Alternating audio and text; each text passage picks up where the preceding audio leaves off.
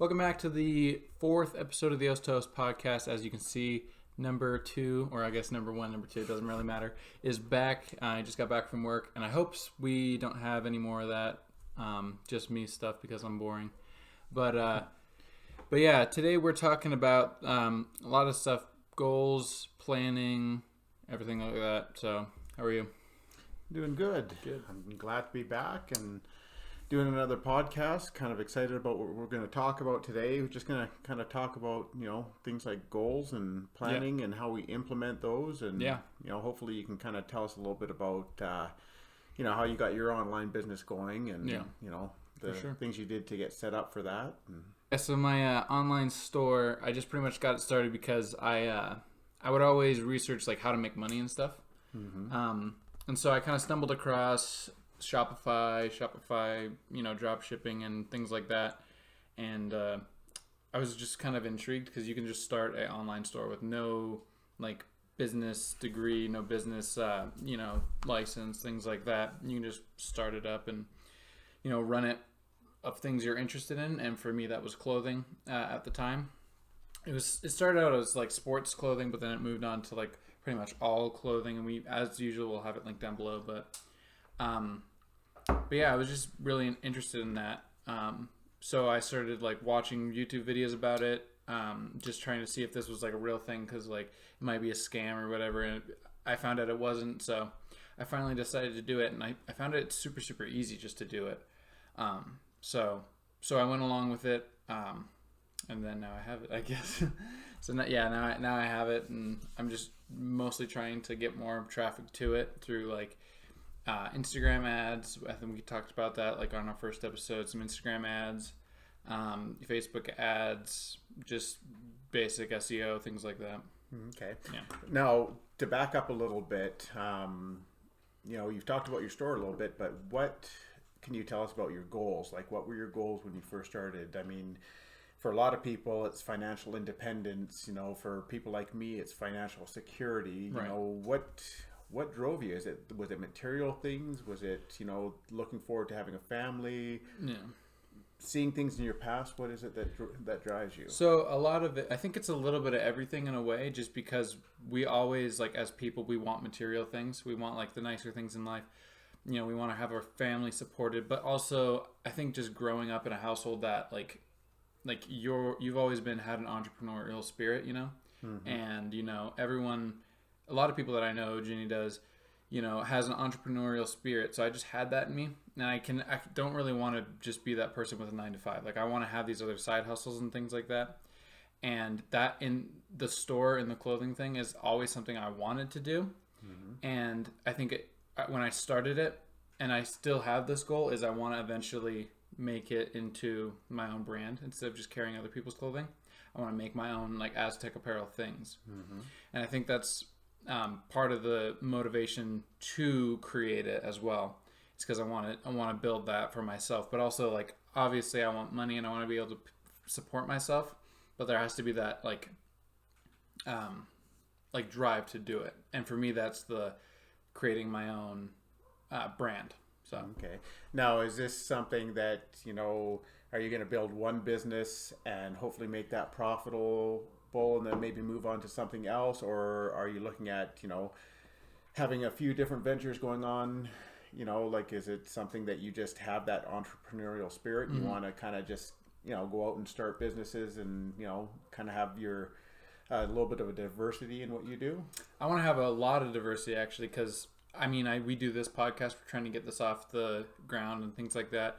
I'm still trying to get that off the ground. People don't like realize how hard it is to get stuff like this off the ground, like podcasts, small businesses and stuff like that. So I'm really working hard to do that, but I'm working on these, like not just one at a time, but all together. I want to do this podcast. I'm thinking about doing like a comedy one, just not for like comedy necessarily, but just for like talking, like me and a buddy or whatever, just talk or whatever. Mm-hmm. But I'm trying to do that. And then my online store I'm trying to do. And I just have so many things that I'm like other businesses that I'm trying to create as well at the same time. Mm-hmm. But I'm trying not to just like trip over my own feet and stuff like that and like start too many to where I don't have enough time for one or the other. I'm trying to just make it kind of step by step, but not just my online store and then my podcast, you know what I mean? Or our podcast, you know? But trying to kind of do it step by step, but at the same time, you know, trying to branch out so that I have these other branches of income coming towards me, you know, without having to do it one at a time. I think I have really bad like ADHD or something like that in a way, because I will be doing something and then won't be interested in it and I'll want to go do something else. So that kind of helps me too. Like doing the podcast, that kind of fuels me creatively, and then having the online store, that helps me like in a business way, and knowing that I'm doing something instead of like sitting around all day. You know what I mean? Okay. Yeah. So with goal setting, do you traditionally, you know, we've been told by people like Stephen Covey that, you know, you're more likely to succeed if you actually write your goals down. They say it's 80%, you know, more likely to succeed if you write them down. Nowadays we have apps, we have, you know, we still have pen and paper, but how do you set your goals? Do you actually write them down, or? I have a yellow pad of paper that I write everything down. Every time I think of a new business, I write it down. I'll take out the yellow pad and I'll write the name, how to make the money, or whatever. I actually graduated to my laptop. I started doing it on my laptop now, but I'll write everything about it down. And if I still want to do it, I'll go forward with it, and I'll start doing like the planning and like any account for it I want, things like that. So I do write it down. Sometimes I don't, and then I understand why that's important, is because if you don't write it down, it almost feels like the first thing you're doing. Like writing it down is working towards it. And so it feels like the first thing you're doing, and it helps like motivate you to do the rest of the steps. So writing it down for me is really big, because, or else I might not do it at all. Like this podcast, we were together before we started it. We got together and we wrote down like our ideas and stuff like that. We kind of just like shot back and forth, and we wrote down like video ideas and all that stuff. But my other one that I did want to start, I haven't written down a single thing, and I still haven't done it yet, because it's not like real. It's not like tangible yet. You know what I mean? So writing down stuff like that helps a lot. Is that the question? Yeah, that was pretty much the question. I you know, wanted to kind of know what kind of techniques you use for goal setting, and whether you wrote them down. I mean, I'm sure there's a lot of things out there nowadays, like apps that you can use. I've tried to use the apps, but for some reason, having pen and paper for me, I don't know, it's something with writing it down that actually helps me to feel like I'm, you know, actually planning on the app. It's almost like, yeah, I can write those things in there. I can put a checkbox and it disappears. I mean, if you're goal setting with paper, you know, you can actually, you know, if you keep a journal, you can actually look back on your goals and see, you know, like your goals from one year to the next might change. But say you're looking back at 3 years ago and saying, oh, I was going to start this business venture, you know, maybe now's the right time. So you actually have a, you know, a record of what you were actually setting as goals, and maybe it wasn't the right time then, but you know, maybe afterwards it is. You know, it's kind of, I don't know. Be interesting to hear some other techniques out there. For me, it's paper. Paper, yeah, that's a big one for me. I understand the app thing, because having it like just check it and then it disappears is like so impersonal in a way. Because like I can write something down, I can write do this and then cross it off, and it's there and it's like done. It's like an accomplishment in a way, because you can see how much you've been doing, how much you have left. But like with an app, it's just like it's disappeared. It's like it was never there, and you have this much more to do. You know what I mean? So I totally understand that. Yeah, I will do that on my day to day though. Like if I need to do like homework, and then I need to work on, you know, whatever business, I'll set reminders, be like math, this, that, or the other thing, because it helps me in the like short term, helps me in the short term, because I need to stay focused on, I need to remember everything. So if it's just like a homework assignment and then work on something, I'll do that. But if it's a long-term goal, I write it down on paper every time. Okay. All right, so we talked about goal setting and some of the techniques you use, and, you know, writing it down on paper versus, you know, an app or something like that. Now the next step after goal setting is actually getting into the planning stage of things. You kind of touched on that a little bit earlier when you were talking about how if you like something, you'll write it down, then you'll go through, you know, what you expect your income stream to be, you know, and things like that. So I guess you kind of did go into a little bit of the planning, but What other things do you do? Is there like research you do, and how do you do your research? And then after that, I mean, like at what point do you actually decide whether or not that's a viable business idea, or whether you're going to move ahead with it? Like what exactly is your process? So my process is mostly just I come up with an idea because I always think like if I'm at work, I'm listening to a podcast, and I'm always thinking of like ideas and things like that. So first thing is idea comes up in my head, and I usually have a few hours to throw that around in between my ears and decide if that is something that I would either like or if it's smart or something like that. And then after I get off work, I'll write it down, usually is the next step. If I actually decide it's good, I'll write it down, make a plan. And then after that too, because there's a lot of steps, like I said, with my online store, it was sports first, and then it was apparel afterwards. And the issue with that was I didn't have enough planning at the front end of it, starting and everything, or else I would have realized before that apparel is the way to go, not just sports apparel. Mm-hmm. So, and it took me a lot of work to just change the Instagram, the Facebook accounts, the name on the site and things like that. And I had to buy a whole new domain. But if I did a whole bunch of research at first, I wouldn't have had to do that.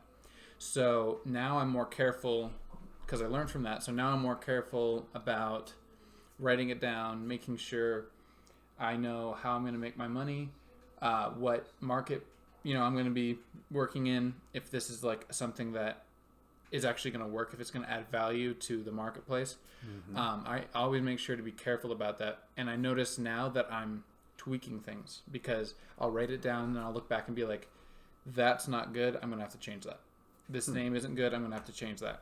And that's important just because you don't want to have to change it later. It's a lot harder once you build it. Mm-hmm. So I noticed... So I'll do it now where I'll make sure to go through all those steps to make sure to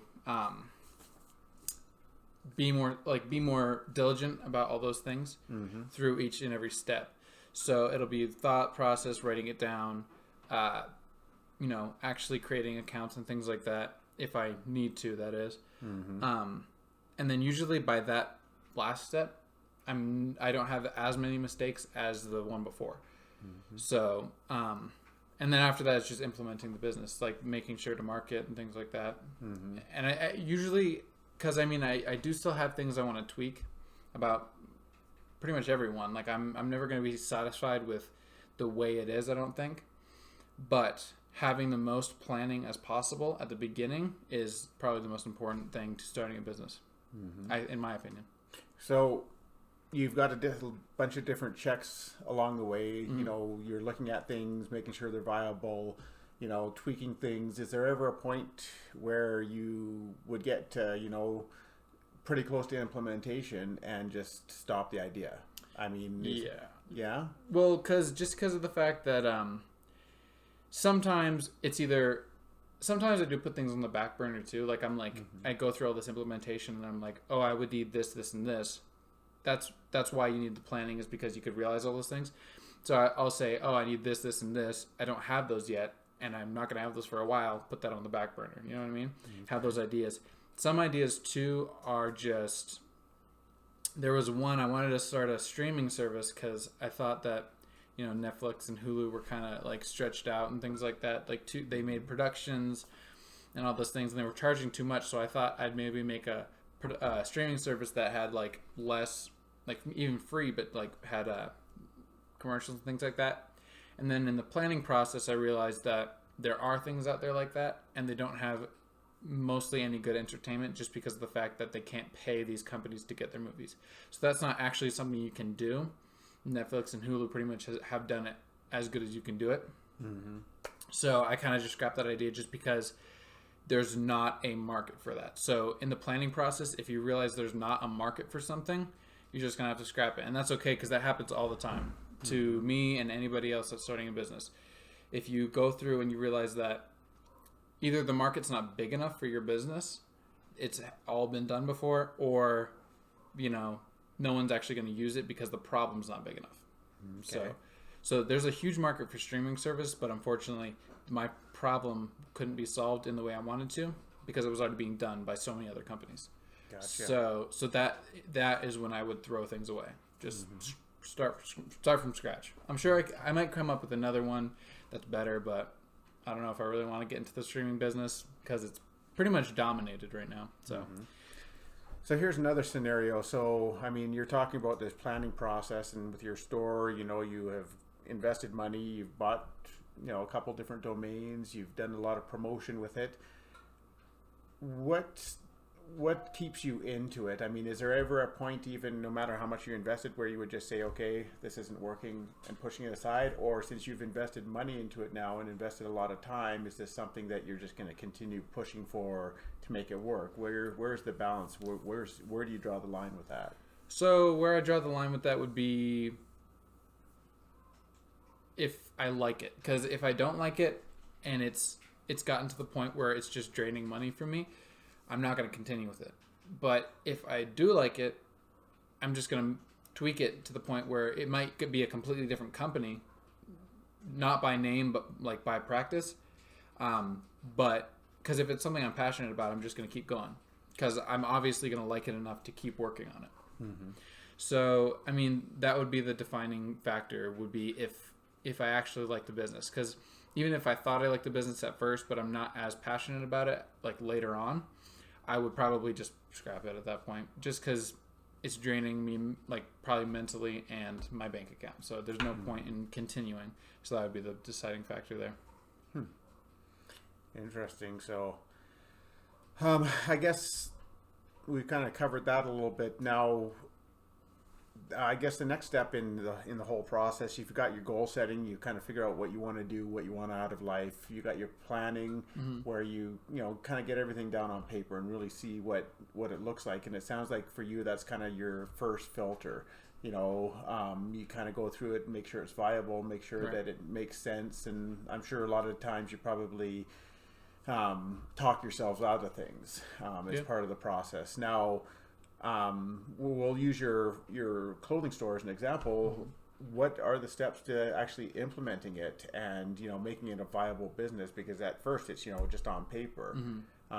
What kind of steps are you taking to make sure that that it's a viable business?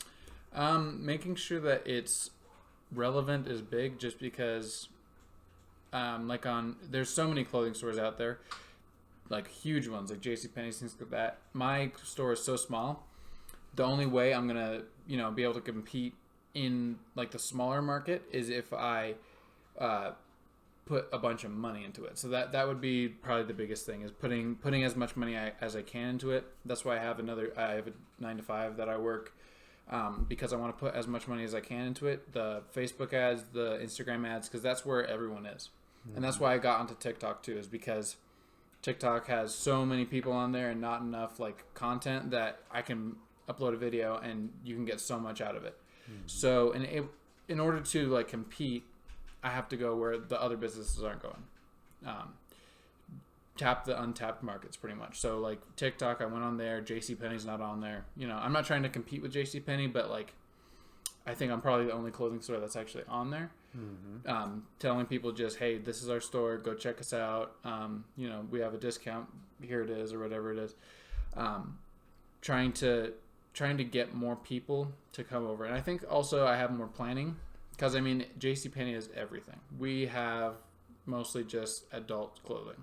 So, and like young ladies and things like that. So the young ladies are on TikTok. And so I'm trying to get people, trying to put those videos on TikTok to have the young people, like maybe 11 to 15 or whatever it is, see it and then have their mom buy it, because that's the biggest consumer in America, is the moms of the, you know, younger generations. So that's kind of, I'm just being smart about my advertising and making sure to take those routes that people don't usually take, because that's how businesses get started. That's like Facebook, Google, like all these companies started from, Amazon, like they started from platforms and like ideas that no one else was really thinking about, and that's why they're so big these days.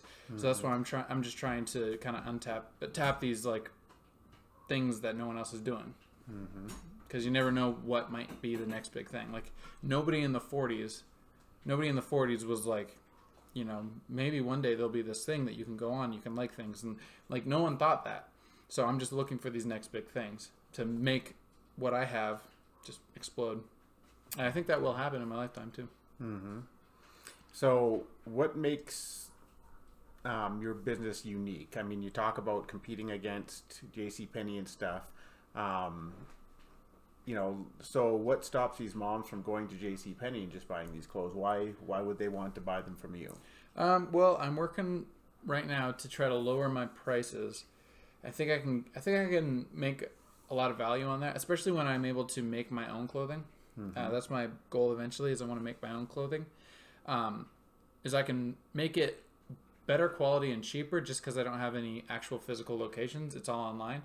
Mm-hmm. And that doesn't really stop me, like people from going to like Amazon, things like that. But if I'm able to just make the experience better, worry about my own product and my own services, like I might not be like Amazon, JCPenney, Walmart, anything, but I might be the nicest, like not the nicest, but I have the best customer service on the market.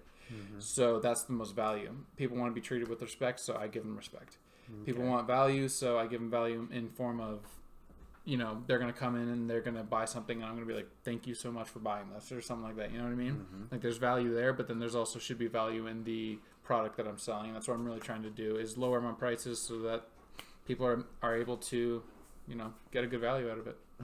So I guess what I'm trying to ask here is what sets you apart from other online stores and other traditional retailers? What is going to bring, even with lowering your prices, what's going to bring people in to buy your products? I mean, do you have unique products, or are you depending mostly on price point?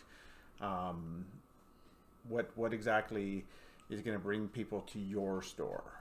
I think it's probably a good amount of variety and also the price, just because I noticed a lot of smaller like Shopify stores are mostly based around the same thing. Like it's like a jacket, you know what I mean? Mm-hmm. Or this, that, and the other thing. We have so many products on there. It's almost like you're going into Walmart. We have jackets, we have accessories, we have, you know, shoes for men and women. We have all these clothes, gym apparel. We have, you know, jewelry, things like that. So watches. So going on there, you have a lot of variety in your products, which I don't see in a lot of other stores. Some are and some aren't. It depends on the store. And then also the price, because, you know, if you have the best price on the market, that's going to show. The really important thing though is in any market, the person who offers the most value is the one that's going to win every time. I don't think I'm offering the most value right now, just because of the fact that I'm not making much money right now. And I'm trying to grow it to the point where I am. So I need to like work on how much value I'm actually adding. So I think that if there's enough value, people are going to come. It's just going to start feeding itself at that point. But I just have to work on the value, customer service, variety, price, things like that. Because if I'm the best one on the market, people are just going to come in troves. At least I believe. Okay. So it's a whole variety of things, little things that you can do, because little things build up to big things. So if I'm able to lower my price, because they put an average price in there, what people usually sell it for, and I put it below that, or I try to for as much as possible. If I'm not going to make any money off of it, then I won't. But if it's like $29.99, I'll put it down to like $20.99, just because there's less profit for me, but the more customers that I have is going to end up having more money towards me. Because even if I'm making $9 less than another store, or have a product for $9 less than another store, I'm still have a bunch more customers. So he may be making $9 for one he sells, but I'm selling like 9,000. You know what I mean? Gotcha. So, I mean, it's kind of like the same premise that Walmart works on, and a lot of these big box retailers, you know, on volume. So I get that. You have to be very competitive in your prices.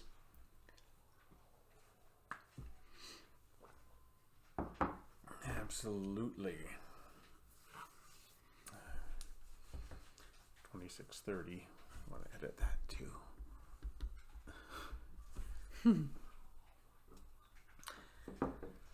What else did you want to talk about? Implementation. Did we do implementation too? Yeah, Yeah, that was kind of what we were touching on there. Knowing when to stop, like knowing when to, because you're grinding, and just knowing when to pull back a little bit. We did talk about that too. That was when I was asking you about, at what point do you decide, whether or not you've invested too much time, or if you've haven't invested enough, or if you keep going. Right. You talked about how if you're passionate about it and stuff.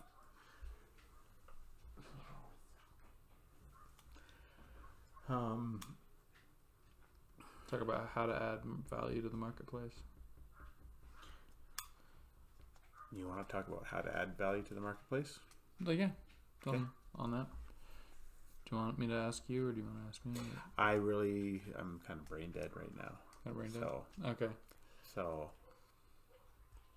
all right. So, ready? Yep. Okay, so I just wanted to touch on something you said there. Kind of a key point, I think.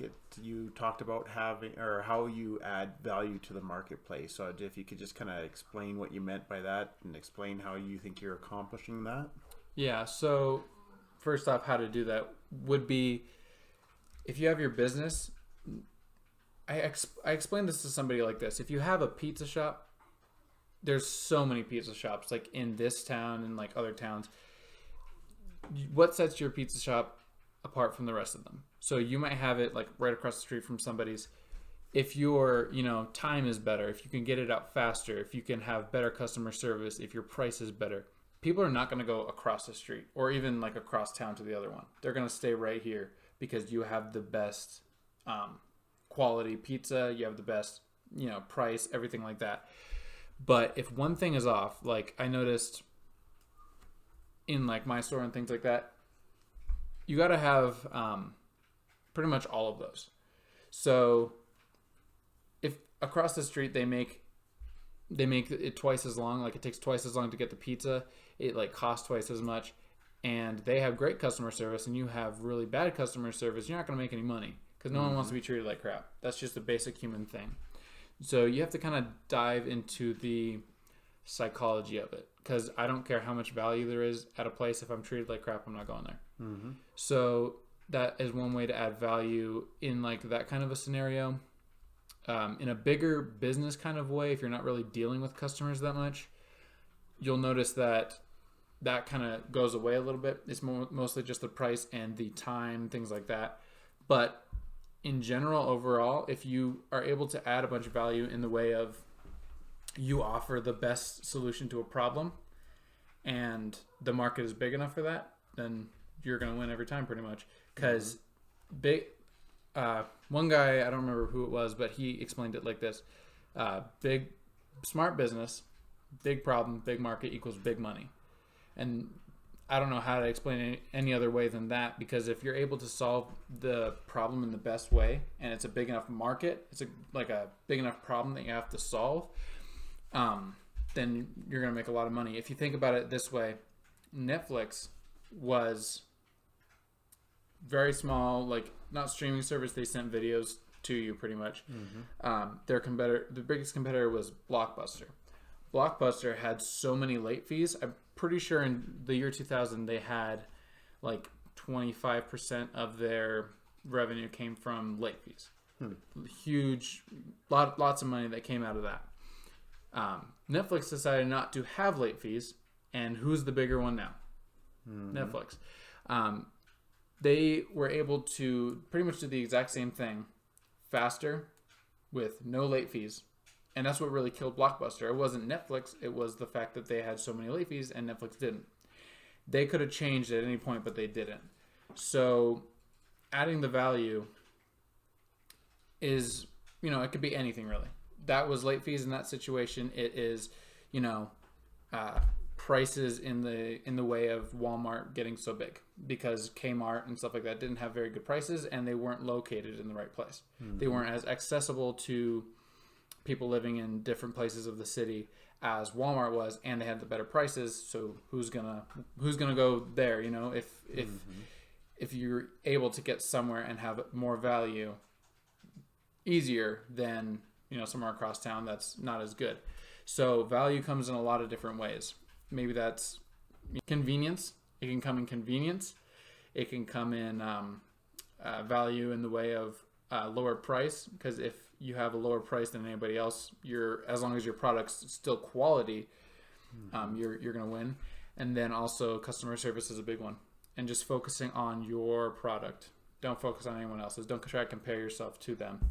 And then if you just focus on you and the quality of you, that's gonna be the game changer there. So okay, pretty interesting how you put it. I guess there's a lot of different ways that we add value, and whether it be prices or product or customer service. right. We kind of live in a world nowadays where those things don't seem to be quite as important. Like with Walmart and some of the bigger box stores, it seems like a lot of those stores are focused on one thing, and not the others. So, Yeah. I mean, a lot of people go to shopping at Walmart. They really are there for the prices. They're Yeah. not there for a quality product. They just know they're going to be coming back in 3 months and buying new T-shirts, because the T-shirts are only $2.50. Right. So, it's I guess in a lot of ways that our society is compartmentalized, that, like the lower class is more worried about the price. The middle class is probably worried more about value, and the upper class is more about quality, and the price doesn't really matter. Right. I think customer service is important to everyone, but at certain points, like with price point and stuff, people are going to overlook the bad customer service just so they can get their products at the price that they want. Yeah. But I think it'll be a lot less though. Yeah. I know for a fact I would not personally go in and get something that's cheaper for like being treated like crap. A lot of people would, but it probably would like half it. Yeah, but I think it goes back to that value thing. It's like, like people see value. They don't care about the customer service as long as they get, a lot of stuff for a little bit of money. It's for sure. I think the key word there is value. So I guess it all depends on interpretation and your own perception of what value actually is. Yeah, for sure. That's one other thing. This might be controversial, but I don't believe Walmart Incorporated will be head honcho for much longer. Just because of the fact that, I kind of know the ins and out of the industry, or not really the industry, but like the company, and they've been really lacking on that side of it. The, hiring quality workers, not quality, but making sure that, we have people that are going to represent the brand properly, and just less and less quality stuff. You know what I mean? So I don't believe Walmart Incorporated, unless they change a lot, will be, on top of the game. I think that they'll be replaced just like Blockbuster was, because someone else is just going to come in and add more value. Mm-hmm. That's what I really believe. See, it's kind of strange when you talk about it that way. I mean, years ago we would have never thought that Walmart would be as big as they are now. Yeah. Like they went into some of the smaller markets, and they made a lot of moves forward that a lot of people said they were going to fail. Mm-hmm. Now, I mean, over the last 5 to 10 years, the online market is the one that's actually seeing all the growth. I think outside the online market, Walmart's been one of those only ones that have actually grown and expanded. You see like Kmart and a lot of these smaller retails, Woodwards and, mm-hmm. Sears, that are actually, starting to fold and go away. You'll never see these companies again. Yeah. But then you see up-and-comers like Amazon. Amazon is a really good example. I do most of my shopping on Amazon because it's easy, it's convenient. They've got a great return policy. Right. I have Prime, so I order something, I get it 2 days later. I don't have to, go into a Walmart and be treated rudely. So, it's interesting it'll be interesting to see, how you say that Walmart won't be the top dog anymore. I actually kind of support that. I think that, we're probably going to see someone like Amazon or another large online retailer. It's hard to think of another one when you think about Amazon, because they're so big and they've kind of cornered the market. But, I wouldn't be surprised to see a company like Google get into some kind of retail, mm-hmm. online retail service, some of these other larger companies. I think you'll probably see one of them become the top dog before too long. And I think, Walmart, I don't think Walmart will ever go away because I think, they are transitioning. They do have the online Well, they'll never go marketplace. away, but they won't be. I don't think they'll be top dog for much Yeah. longer. And I think they kind of waited a little bit too long to get into the online game where Amazon, like they got in early and they built their business around this model. They got in way early, yeah. No, yeah, I understand. I completely agree with you. That's another thing on the flip side of that too. When you mentioned Google's probably never going to go away, just because how I think like their structure is like they adapt so smoothly. If when they stop that, I think that they will decline. But since they do, I don't think they will in this age. Yeah, but see, Google is one of those really misunderstood companies. A lot of people think of them as a search engine. But, over the last several years, I mean, they've made a lot of moves like buying Motorola, just self-driving cars. What do self-driving cars have to do with search engine? Right.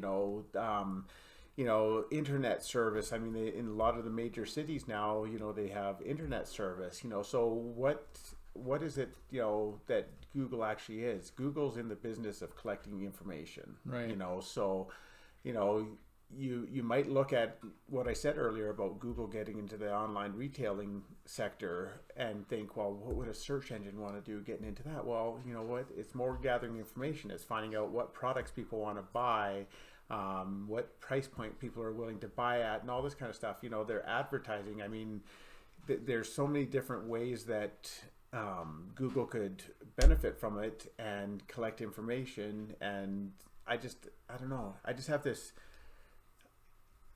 funny feeling that you're going to see Google migrate into something a lot different. I mean, they're already retailing their own phones. Yeah. They're already doing a lot of stuff. I mean, there's a lot of stuff that you don't realize that Google does. Yeah. So, I think you're going to see, I'd hate to say it, but, they're going to be a lot more involved in your life than anyone ever expected or ever wants them to be. Like Google Assist. Google Assist, yeah. They're involved in AI, and you never thought they would be. Yeah. So I understand. And then that ties into the self-driving cars and Motorola and all these different things. I mean, their own operating systems. I mean, it used to be you had a couple different choices. You had Mozilla or you had Internet Explorer. Now you have companies actually building their own. I mean, why would Google want to build an operating system? Well, it's again gathering information. When you type something in on Android, I mean, if you look at your user agreement, you're probably sending a lot of that information to Google, so they know what you're searching for. They're never deleting that information. They know what you're looking at. They know what some people might say they know what you say all the time. Yeah. But information is power in these days. Like back in the day, like when like in the 40s and things like that, no one cared what kind of diapers you bought. Nobody cared that. But nowadays in Google, that is like probably billions of dollars, knowing what diapers people are buying to be able to sell that to Pampers, and like they can market in this areas and not. Like it's power these days. Knowledge is power, or not knowledge, but like the information on like groups and things like that. I think we should change it.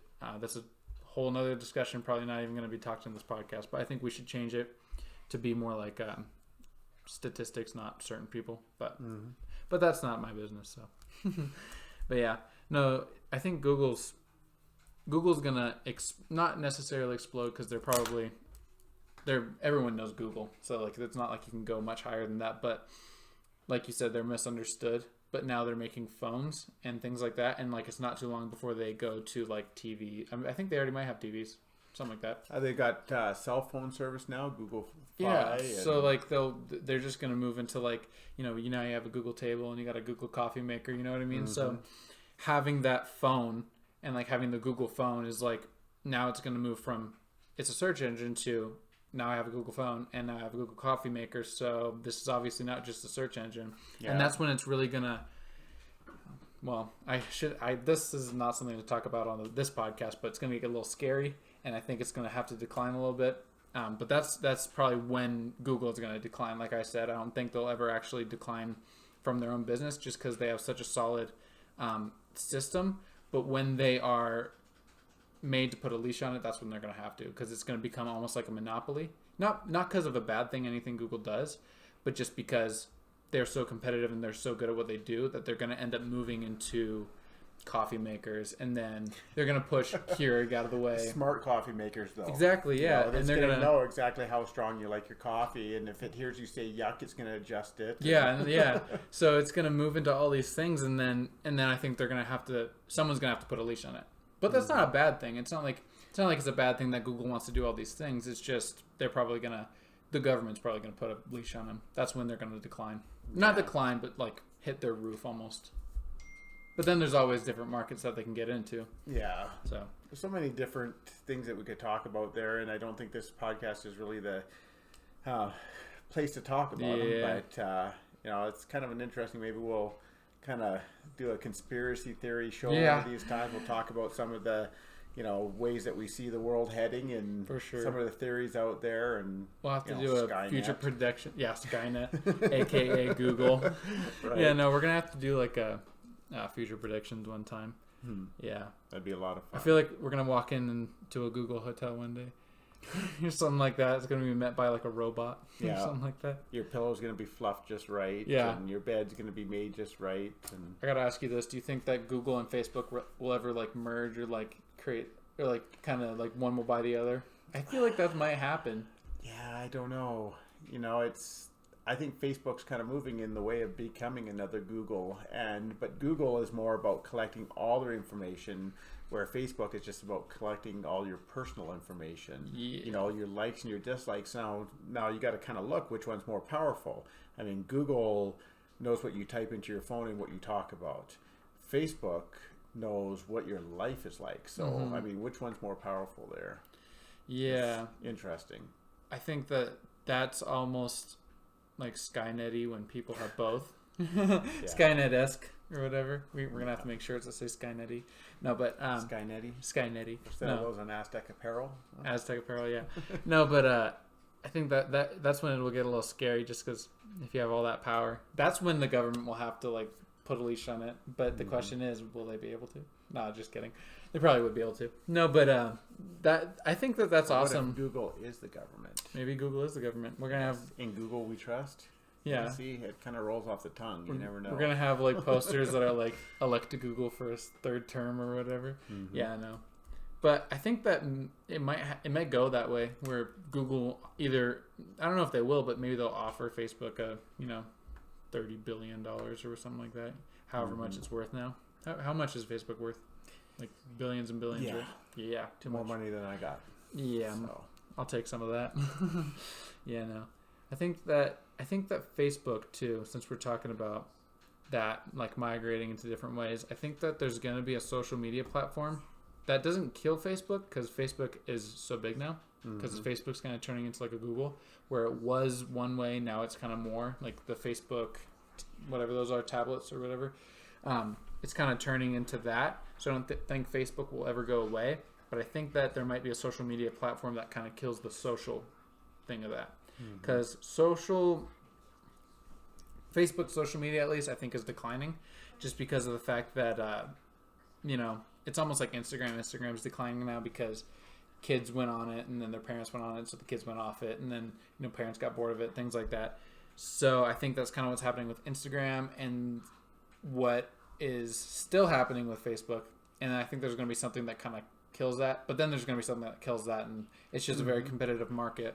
But I think that Facebook will decline in that way and turn into more of a Google, and then something will become more of a Facebook, and then so on and so forth, if they're able to adapt in the same way. So I don't think that's another interesting topic too. No business is actually ever safe. The thing about Blockbuster was they weren't ready to, or they weren't ready, not ready, but they didn't have a good enough structure in like their corporate or whatever structure to, implement more like value into what they had. So they ended up actually just folding because Netflix had more value, and they could have just adapted. Netflix actually offered them, I think, like $40 million to buy their company, and they could have just adapted, but they ended up not, and that's what really killed them in the end. Because you gotta just adapt, and good companies with good structure tend to adapt, like Google, Facebook. We already talked about that, and Blockbuster didn't, so they just went out. It's a pretty interesting point. And I mean, you probably, if you looked at history and a lot of these companies, you probably see a lot more out there that have done the same thing. Yeah. Which is kind of interesting. Like, I mean, Walmart is one of the largest retailers in the world. But they've got the ability now to start transitioning part of their business into, online business. But I think there's always going to be, enough business there to keep their offline business busy as well because of their price point, because of, their convenience and their locations. I mean, they put a lot of research into where they put their Walmarts, and like they know the exact amount of people that they need to make that store successful, and what areas and where in town to position it, and so I mean, they're a pretty smart company in that way. Yeah. But they also realize that their online business is going to be important to moving forward. So Right. it's pretty interesting. All right, guys, that's about it for today. I hope you enjoyed the episode. Make sure to go check out our social media, link down below, as well as Aztec Apparel, Ginny Diana. Make sure to hit the subscribe button, leave a like and a comment if you want us to talk about anything else on the show. And make sure to hit that bell notification so you are alerted when we upload new videos. We'll see you next time. See you next time. That's pretty good.